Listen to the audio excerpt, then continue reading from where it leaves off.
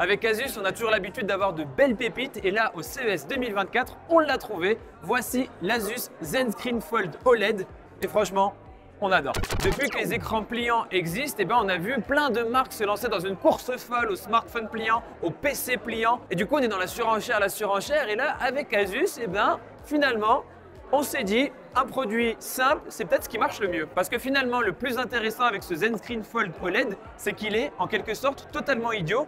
Pour être vraiment utile, il a besoin forcément d'être connecté à un autre appareil comme ce PC portable. Donc voilà, là je le pose à côté de mon PC portable. Je les ai connectés évidemment les deux. Et du coup, l'écran, une fois qu'il est connecté au PC portable, voilà, je peux l'utiliser comme un écran secondaire, de manière assez classique. Et en plus, je peux l'utiliser à l'horizontale ou à la verticale, selon mes envies. D'ailleurs, il faut savoir que pour le moment, le modèle ici exposé, il ne détecte pas automatiquement quand on change l'orientation. Il faut passer par Windows, etc.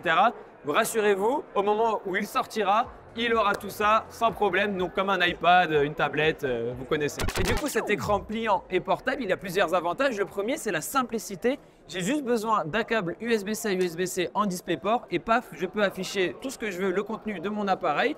Et en plus, il faut le savoir, et c'est assez rare quand même sur un moniteur, on va dire secondaire pour les PC, on n'a pas besoin de le recharger. En fait, vraiment, il n'a pas de batterie. C'est pour ça que je disais qu'il était un peu idiot cet appareil. Tout seul, il ne sert à rien. Mais une fois qu'il est connecté à notre appareil, là, paf, il prend tout son charme. Mais attention, cette caractéristique, forcément, elle pose une question. L'autonomie de son PC, parce que évidemment, ça consomme pour le PC de devoir afficher sur un écran secondaire. Et si lui, il ne peut pas fonctionner tout seul, c'est le PC qui prend tout. Donc, quel impact sur la batterie, sur l'autonomie? Ça, ce sera à tester. Parce qu'on ne parle pas d'un tout petit écran comme ça, 3, 4, 5 pouces. Non, on parle quand même d'un énorme écran de 17,3 pouces, Full HD+, OLED. Et du coup, rendez-vous bien compte de la taille. C'est plus grand que le PC portable auquel je l'ai connecté, qui est pourtant déjà d'une bonne taille. Ce ZenScreen Fold OLED, il a plusieurs connectiques, 2 ports USB-C DisplayPort, un mini HDMI et une prise jack 3,5 mm. D'ailleurs, à ce sujet, c'est un petit défaut de ce produit, c'est que toutes les connectiques sont du même côté.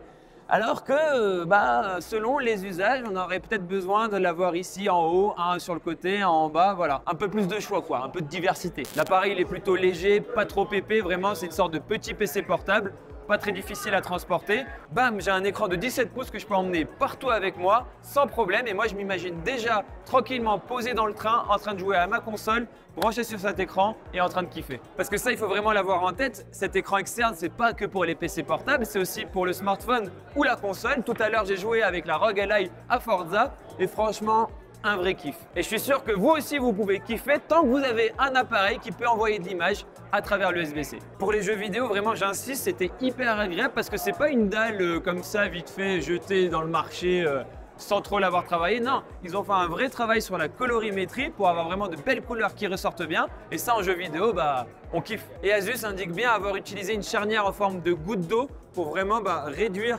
l'espacement qu'il y a entre les deux parties de l'écran une fois qu'il est plié. En plus, la pliure dans l'écran, le fait de pouvoir la sentir un petit peu sous le doigt, c'est pas un sujet parce que de toute manière, l'écran là, il n'est pas tactile. Voilà. Et moi, j'ai failli me faire avoir parce que le PC portable qu'on a ici en démonstration, il a un écran tactile.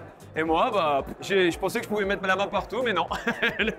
L'écran, lui, n'est pas tactile. Pour que vous puissiez l'emmener partout avec vous, cet écran, il a deux petites choses à savoir. Il a notamment un pied, un stand ici qu'on peut ouvrir comme ça. Voilà. Et ce n'est pas tout parce qu'il a aussi un pas de vis pour que vous puissiez le fixer à un trépied par exemple et le mettre vraiment en surélévation par rapport à votre PC. Ce ZenScreen Fold OLED, c'est typiquement ce genre de produit qui n'est pas forcément indispensable dans la vie de chacun, mais dès qu'on l'a, franchement, un vrai plaisir, un vrai kiff et on se dit il était où tout ce temps? Alors ça ferait un super cadeau pour un proche, mais il faut avoir de l'argent parce qu'on nous a dit ici qu'il coûterait approximativement 2000 €.